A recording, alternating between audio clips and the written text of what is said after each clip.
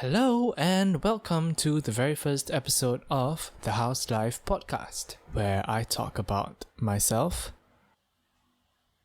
Yeah, that's it. So in this podcast that I randomly wanted to start for absolutely no reason, I'll just be talking about my life, some random topics, and a big philosophical question that I ask myself at 2 a.m. at night. I'm literally recording this at 12 a.m. right now, so hopefully my brain is creative enough to continue this podcast for the next 30 minutes. So let's go on. So the first segment is How's Life? So in this segment, I'll just be talking about stories in my life the past week or so. So this week hasn't been very eventful. I've actually been able to relax from stressing out the past few months. I stare at my laptop all day, every day, whenever I have it. So it was really eye-opening for me to experience life without a laptop. It obviously isn't super duper convenient, but at least it gave me some sort of break, so I don't have to keep looking at my screen. And yeah, it's very relaxing, I would say. So you can try it out. Also, this week I went to my friend's house and he had a really cute dog. I don't think I will get a dog in the near future. Don't get me wrong, I love dogs. Dogs are so cute, but I don't think I'll be able to commit to taking care of them. But 100%, when I'm maybe 40 years old or something, I'll probably get them. Or get one, not them. But I really want to get a dog in the future when I'm actually semi-retired. Old me, I can't really imagine me having a dog now lah. But I have my goals. I want to get a house probably by 28. I will try to marry maybe 28, 30. That's really pretty late, but I don't really want to rush into it. I want to make sure that I get my university done, get NS done. Once I get those out of the way and I'm able to settle down with a stable job, then I'd say that's when I'm ready to get married, I guess. But that's thinking so far ahead, gosh. Another thing that I'm looking forward to, getting a license, a driver's license. I really want to get a driver's license. People around me know that very well. Because I always ask oh, are y'all getting a driver's license when you turn 18 this year? Because I'm 18. I mean, almost, not yet. But I'm turning 18 and I really, really want to get my driver's license. Everyone knows because I asked them whether they want to get a license. Most of them don't really intend to because, they don't really have a car. Neither do I. I'm not a rich person with a car. No. I just want to drive. I just really like driving. That's just something that I'm into, I guess. Driving, flying as well, actually. I really want to get a pilot's license, a private pilot's license in the future. But probably not in the next 10, 20 years. But, I want to live my life before I can potentially crash and die. That is it for the house life segment. Moving on to the next segment, random topic. So in this random topic, I've already prepared some, so it's not exactly random. So the first topic, self-driving cars. I've thought about cars in general and cars in the future, and self-driving cars seem inevitable because we are all moving towards a more technologically advanced globe world. So having self-driving cars is really just inevitable lah.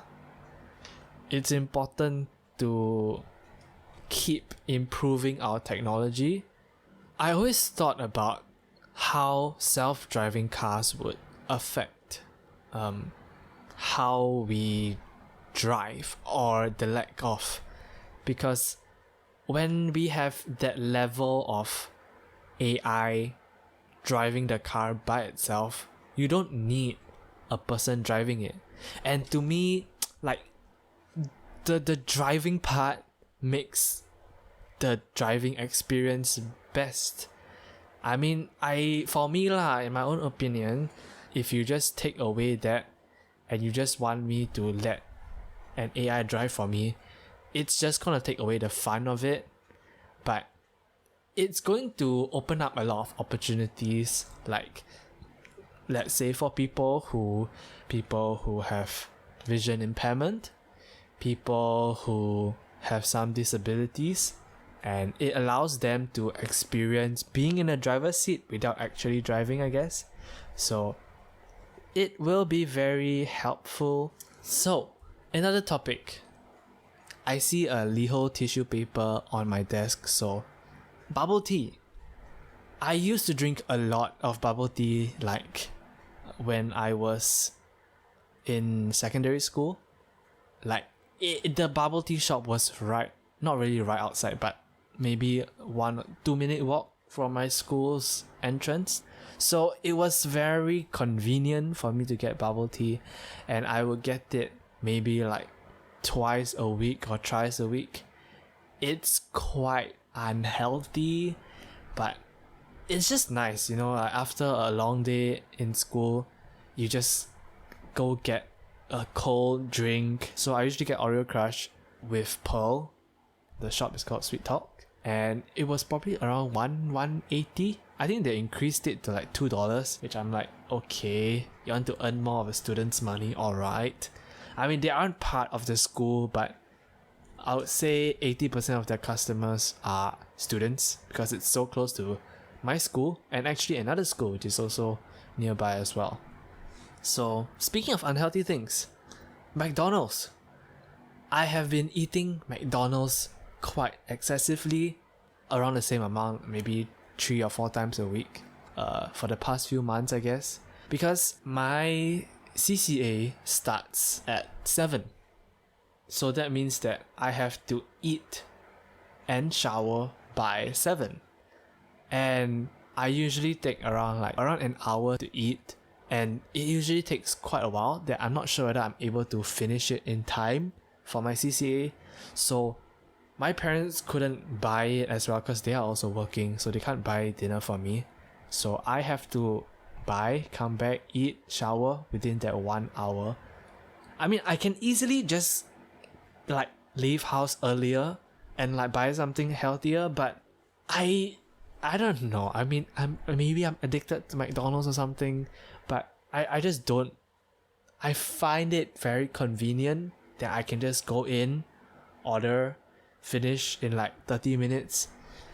I mean, it's called fast food. There's a reason why it's called fast food, but it's very unhealthy. I've been trying to eat healthier. I got the chicken salad, something like that. It was okay. I mean, okay, I think I can catch that. The sauce was not going into the bottom part of the bowl. The top part is ooh, okay, it's quite nice. Then once you get into the bottom, it's just vegetables. Okay, God, salad is full of vegetables. What am I talking about? At that point, there was no sauce, so I was just eating raw vegetables.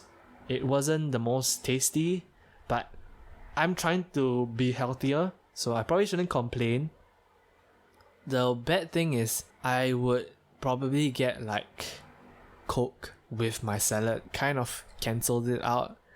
It's better than just eating. Okay, usually I will eat the chicken burger or the fish burger and fries with the Coke or Coke Zero. Okay, I switched to Coke Zero for a few months already, so I'm trying to be healthy, alright? I'm trying to be healthy. I'm not trying to get diabetes or what. So Coke Zero plus fries plus a burger. That was my usual set. And only recently I started to try not to eat so much unhealthy food. So I got the chicken salad, there's the chicken wrap as well. I added more vegetables in the salad. So I'm trying to be healthy. So speaking about healthy, I transitioned from unhealthy now to healthy.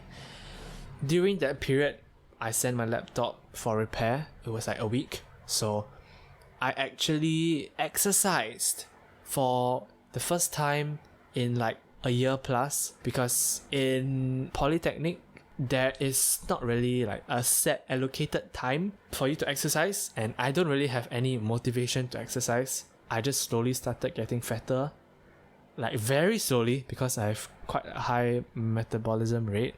So I got like slightly fatter. I slowly started to realize it last year, like April 2020. I could fit skinny fit jeans, is that what it's called? I could fit in it. I could button, I could zip it up. I almost couldn't this year. I tried to wear it again and almost couldn't fit in it, but I just suck in and then I button and then I exhale. I don't know. I mean, if I can fit in it, I can fit in it, right? But back to the point, I exercised.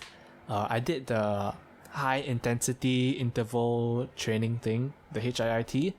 I searched for like a 20-minute one. I ended up doing it for like 12 minutes and then I couldn't take it anymore. It was so tiring. Like, it was legit so tiring. There's like a lot of planking. It was just so tiring. I was like, no, maybe I should exercise more, since I have more time now. I don't have a laptop. Then once the laptop came back, I stopped exercising. I'm that bad at keeping, resolutions. Especially because I am very motivated for like the first few days. And after that, I'm just like, whatever. I can't be bothered anymore. I mean, this is just like everyone with New Year's resolutions. Everyone starts out very motivated. Oh, I'm going to be very hardworking. I'm going to make sure that I exercise every single week. 1 week after New Year's, no one does it anymore. That's why you see like the gyms, usually in January, they have like a very high intake. And after that, no more. The next month, all gone. Then the gym is free again. I don't go to the gym. I just do like these exercises at home because I don't find it necessary to go there. And also because I'm like insecure, like I'm very, very insecure. Doing this podcast right now is really stepping out of my comfort zone. Insecurities. I'm very insecure about myself. I'm very scared of people judging me all the time. I mean, I'm not scared of like people judging me for every single thing. Like, let's say my clothes, I'm not like super duper insecure about it. Because I know I have a bad fashion sense. I have really bad fashion sense. The clothes I usually wear are either like athleisure, like those kind of dry fit shirt.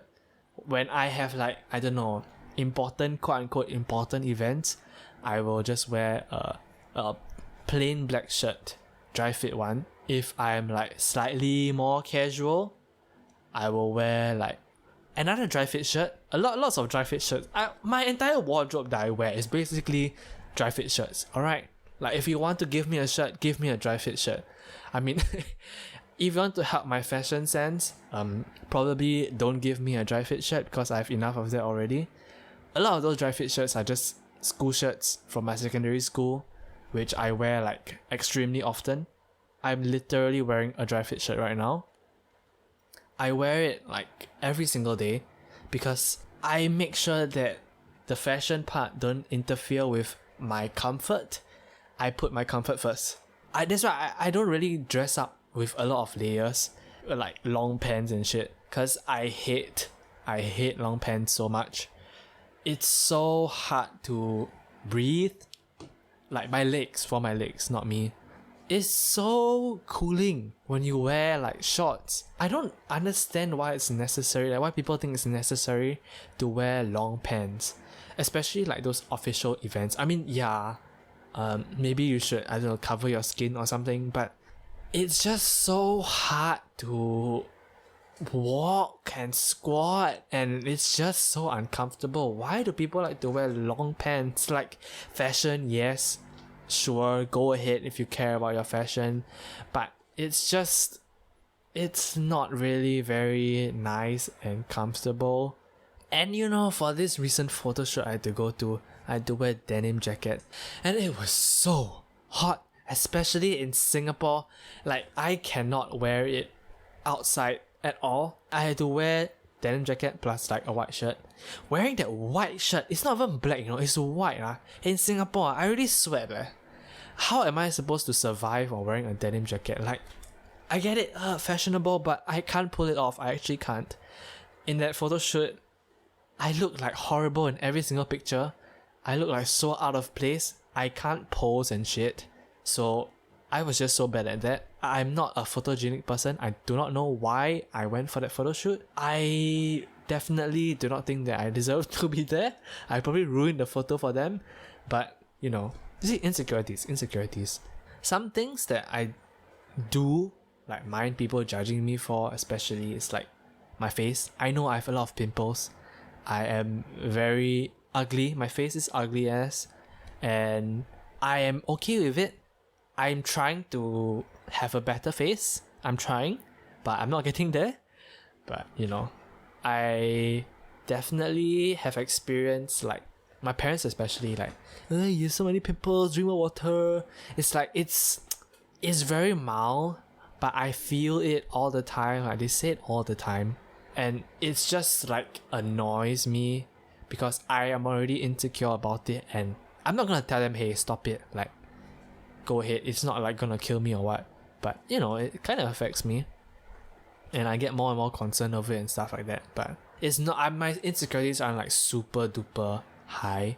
I would just say that I'm just scared of people judging me, especially like when I'm going out alone and stuff. That's why I've been trying to put myself out there by going out alone even more.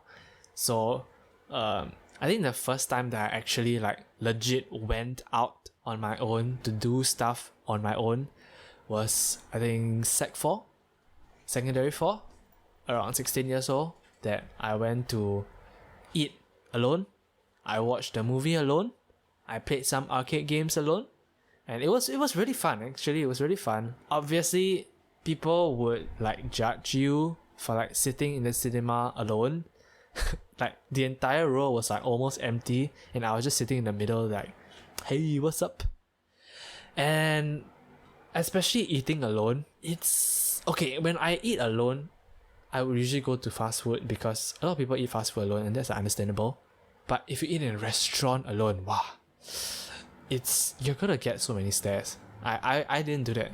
Usually I eat like my lunch in school with my friend, and sometimes this friend would wake up late, and this friend would not get to school in time to eat lunch with me. And I am already on the train, so I can't like get out and go and eat somewhere alone or what. I usually eat at the McDonald's like opposite my house. Like, I mean, yeah, obviously you already know I'm obsessed with McDonald's. I usually eat there, or I just eat in school with my friend. So when my friend said, I cannot make it, I just woke up only, I cannot eat lunch anymore, I was like, I cannot eat by myself in school. Like, I really cannot. I'm just so afraid of people judging me. So I would just go to like the McDonald's near my school, where after I lunch, I just go there, eat, stay there until it's time for me to go to school, then I leave the McDonald's. So that is something that I guess I'm like scared of people judging me for, being alone and stuff. But yeah. Moving on. Let's move on to the next segment, and the last segment for this podcast, the big question segment. Let's talk. So, the big question that I have is the trolley problem. Most of you should already kind of know what the trolley problem is. It's basically a trolley or a train or whatever is going in this direction. When you go in this direction, there are 5 people in front of you. You can't stop the train. You can't do anything to the train. However, there's one thing that you can do. You can divert the train's direction by pulling a lever. So once you pull the lever, the train will turn to another direction and hit this one person. So essentially, you either choose to kill one person or you choose to kill 5 people. What would you do? I've been through a lot of like leadership camps, workshops, etc. that talks about this situation, and it's very interesting to hear how everyone's thought process progresses, because it's usually the same, but you'll meet that few people who will just not want to think conventionally, I guess. The most logical, humane answer is to just not kill the 5 people and just kill the one person. Why would you want to take 5 lives when you can take 1? A lot of people think that way, and to me, I don't really... Okay, so let me go through my thought process from the years that I've learned this situation. And when I was starting out, like everyone else, or 80% or 90% of everyone else, I would think, why would anyone want to kill 5 people? You can just kill the one person, what? Like, you're saving 5 people, like 5 minus 1 equals 4. You're saving 4 other people who could have like died, you know? Why would you not want to do that? Like, mathematically, logically, it's correct. It's the right move. But who gave you the right to kill that one person? So that question lingered in my head. The next time I heard it, I'm like, not very sure anymore. I was like, kill one person, lor. I mean, yeah, logically, right? Yeah, I mean, it's not really like my fault. Like, I was given a choice. I had to do it, right? I had to do it. To kill that one person to save the 5 people. I had to do it, right? In the last 2 or 3 times that I've heard this come up in like a camp or something, I set my mind to an answer based on my values, based on my morals and my beliefs. So my answer that I stuck with was, I will kill the 5 people. Now, I'm not a sadistic person that like to see people suffer. I don't think that I'm in a position to make this decision. I don't think that it is my right to kill that one person who was not even in danger at all. By pulling the lever, I'm putting someone who was never in danger in danger. And it's quite screwed up to think of it that way, that, oh my god, it's just that one life. Who cares about that person? That person die, 5 people is saved. Like, logically, that would be the right answer. But not everything is logical. A lot of people, a lot of like workshops and camps and stuff, they like to change the situation. So let's say, oh, the one person is your family member, the person you love the most. At that point, some people will say, maybe not lah, I guess. I mean, I'll just kill the 5 people lah, just kill the 5 people. Then they add on, all those 5 people are convicted criminals. You don't know what crime they committed, but they have been to prison. They have been jailed, they have been convicted and tried. Will you kill the 5 people or one person? Of course I kill the 5 people lah. Wow, they're so bad, I kill lah. They go to jail before leh. What horrible thing they do, sia. And then they are on. There was a human rights activist who got shut down. There was the person who held up the smiley face paper who got arrested. There was someone who came to Singapore because they were refugees. Just hypothetically, and I don't know, 2 other people. It's just not very serious like crimes. They are crimes that are committed, but the reason that they are committed is like, how to say, morally right. Recently, I don't know if you've heard the news of this person who robbed a bank or robbed a store, and they checked the money and said, I'm not going to take this. It's not going to help my child.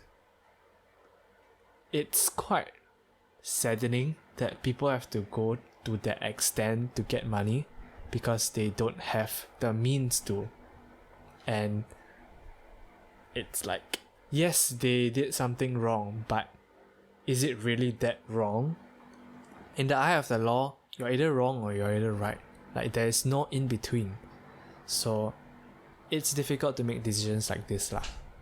But continuing from the trolley problem, there's another way that they can spin it. If you choose that kill that one person, all the 5 people are like serious crime committers. Like, they kidnapped a child, they killed someone, they light some place on fire or something. Do you think that you will still kill that one person to save the 5 people? There are many situations that can go on this, and a lot of times our views would change, our decision would change. I kill one person, kill the 5 people, kill one person, kill the 5 people. But how you stick to one decision and never change will depend on your morals, your values.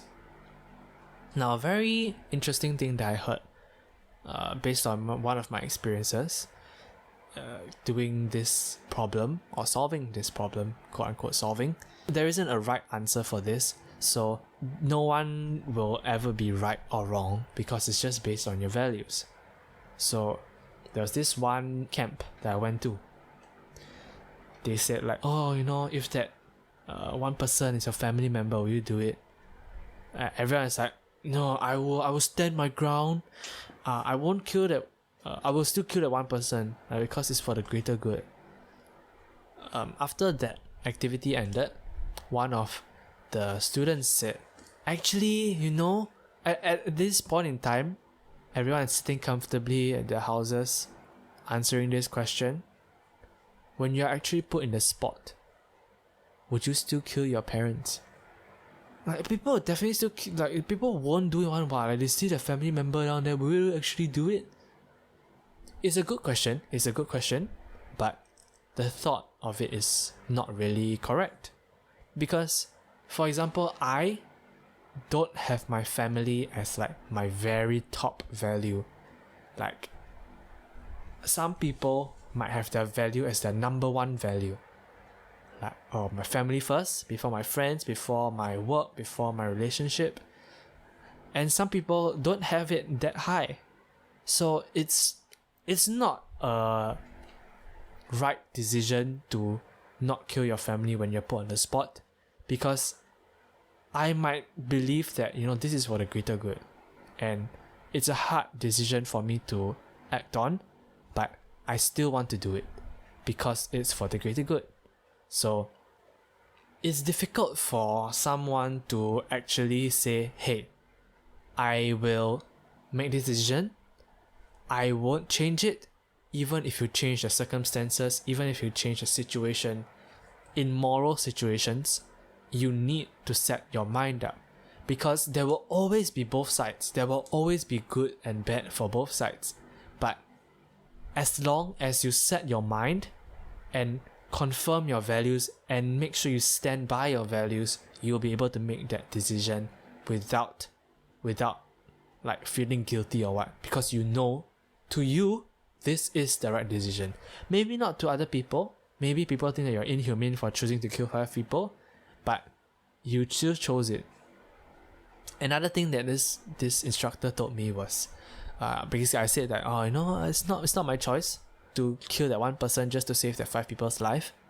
So he asked me, is not making a choice still a choice? Your indecision is still a decision. You are still making that choice not to carry out that action of pulling the lever. Yeah, people won't like blame you for it because people won't really know, but you will still be having the guilt of killing 5 people. It's not about in that situation. It's not just about in that situation what will you do. It's how you're going to live with what happens in that situation. So it's a big topic that I love talking about. This is the number one topic that I wanted to talk about in this podcast. And yeah, it's very liberating, I guess, to share my views. But that is it for this podcast. I hope that you have enjoyed it. I don't think people are even going to listen to this. I just want to put it out there, step out of my comfort zone and try something new. So, thank you for listening, and I'll see you hopefully next week. Bye bye.